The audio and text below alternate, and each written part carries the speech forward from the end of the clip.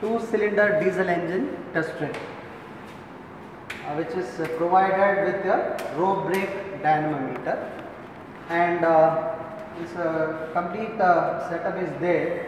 And here the students are expected to do three experiments can be done.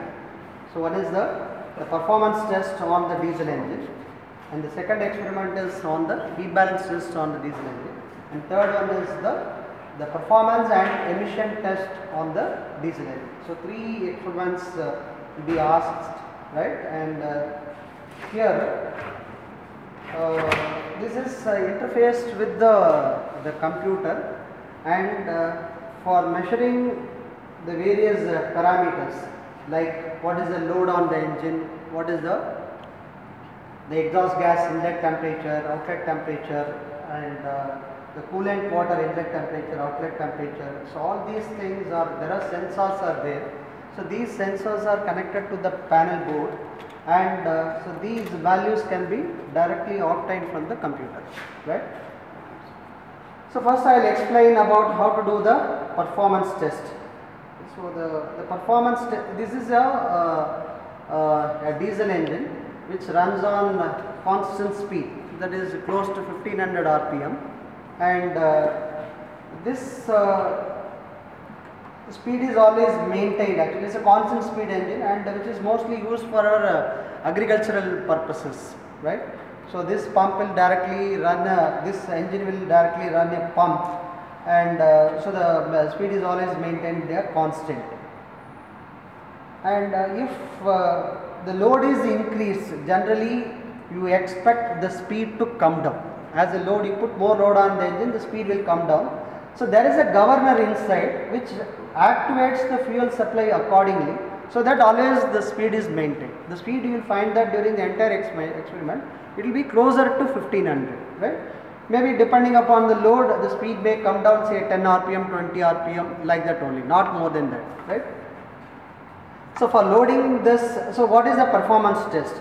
So when the engine speed is constant, we need to find out how much fuel the engine consumes, right? And what is the efficiency of the engine when the load is varied from the minimum value to the maximum value. So that means from the zero load to the maximum load on the engine, for each of this load I need to find out what is the fuel consumption of the engine, what is the brake thermal efficiency, how much power engine is producing.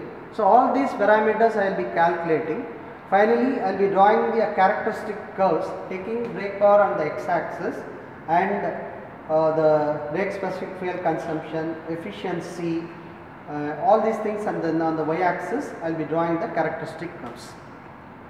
For loading the engine, so there is the rope and brake drum dynamometer arrangement is there, and so basically the brake drum is attached to the engine crankshaft, and there is a rope is wound on the brake drum. So just by tightening the rope, the brake drum or the engine will be loaded, and so there is a load sensor which is available with respect to the rope, and from the computer I can directly know what is the load on the engine.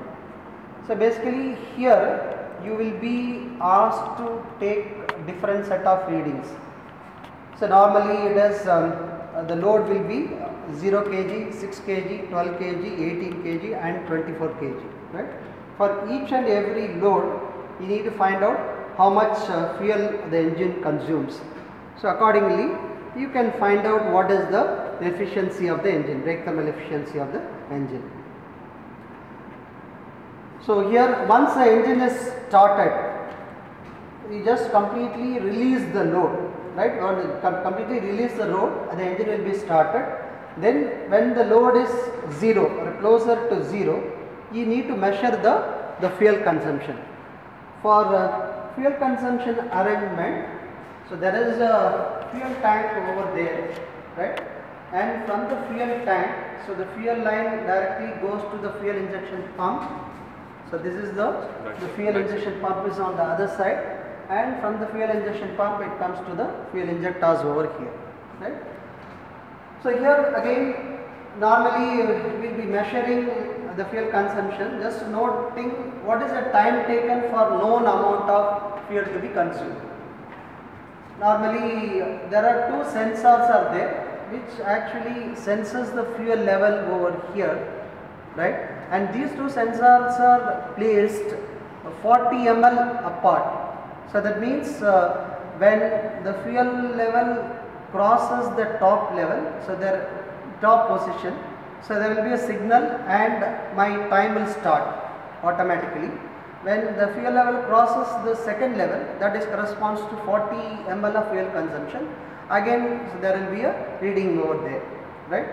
So when taking the fuel consumption reading, so initially what will happen is this is the engine will consume the fuel directly from the fuel tank, right. So that means the fuel to this measuring device is closed and the fuel is taken by the engine directly from the fuel tank. Whenever you want to take the reading, so this valve has to be opened when this is closed, right? This is closed. Open, sir. It is open. Now this is open, yeah. open, right? So this is in the opening position. Now you want to take the reading here, so then you have to close this, right? So both like this, both these are in the closed position.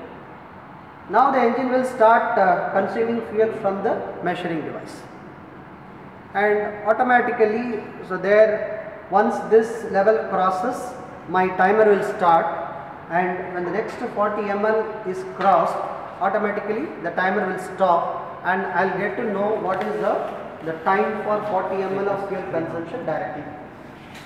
So here so this is the software which is used to get the readings, and which directly now it shows the what is the cooling water level, right. That is so generally we set it the cooling water for the engine and cooling water for the exhaust calorimeter at 200 liters per hour. That will be settled, that will be already set. And for the fuel measurement, so there are two, this thing is there, and once it crosses the top level, so automatically this will glow and the time would start, right. Once it crosses the bottom level, so this again glows and my timer would, this time would stop. So automatically all these readings will be recorded, and towards the end of this when you take all the other readings and go to the last page, automatically all these readings would be recorded and you can directly take it from there. So now I need to increase the load. So in the question you will be asked to do 6 kg, 12 kg, 18 kg, 24 kg. Now I need to increase the load. When you want to increase the load, you have to, there is a net and this thing, bolt arrangement is there. You just unlock the net, right, and when you rotate it clockwise, you just this rope will be tightened up. Automatically the engine will be loaded more, and the same will be indicated over there. So there is a column over there which gives me the load on the engine. This will keep on increasing, and I can see the load reading over there. So now as he tightens this, here the load value is increasing. Okay, yeah. So it will, there will find that the load on the engine.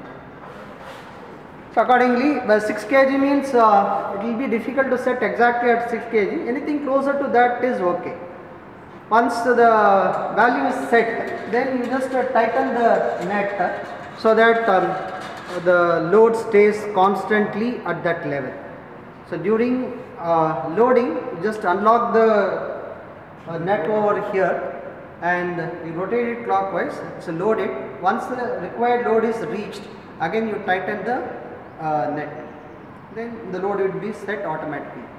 Once the load is set, you need to repeat the procedure and you need to find out the time for the fuel consumption. So accordingly, you need to take 6 kg, 12 kg, 18 kg, 20, whatever there in the question, you need to take the fuel consumption readings for all these loads.